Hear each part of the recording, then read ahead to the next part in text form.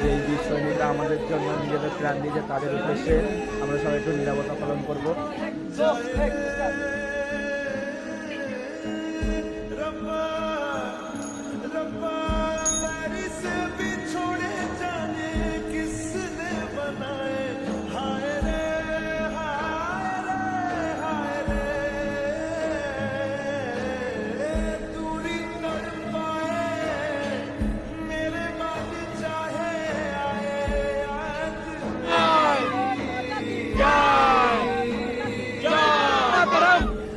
জিন্দাবাদ জিন্দাবাদ জিন্দাবাদ।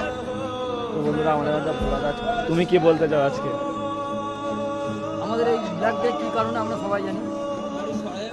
ভারতীয় যে সৈনিকরা ছিল তাদের যে আত্মবলিদান, তার পক্ষ থেকে তাদের শ্রদ্ধাঞ্জলি জানানোর জন্য আমাদের এই সারা ভারতবর্ষে এটা পালিত হচ্ছে, আমরাও পালিত হচ্ছি। এই কারণটা কি?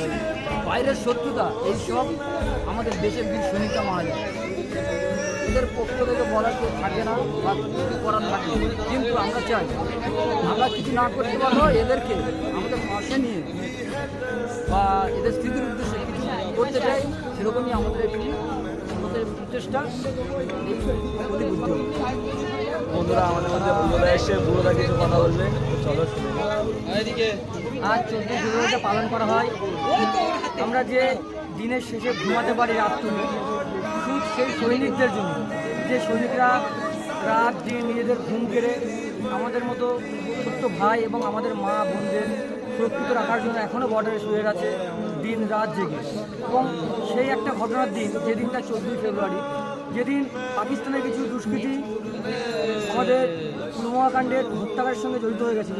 যখন সৈনিকরা আসছিল কিছু গাড়ি নিয়ে, সে সময় তাদের গাড়ির মাঝখানে একটি ড্রাগ সমেত গাড়ি অ্যাটাক করে এবং তাতে অনেক আমাদের দেশের সৈনিকের প্রাণ চলে যায়।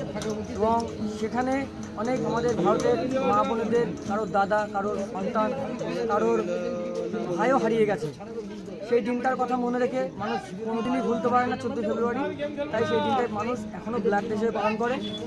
আর সবাইকে বলবো, ভ্যালেন্টাইন ডে মানুষের সারা জীবন আসবে, প্রতিটা দিন ভ্যালেন্টাইন ডে, কিন্তু ব্ল্যাক ডেটা একটা দিন, তো সবাই এই দিনটা পালন করে। এবং ভারতের সেনাদের জন্য একটা দিন সময়। তো পুরোটা আমাদের ছোট ভাষায় পুরো ঘটনা তুলে ধরলো। চলো।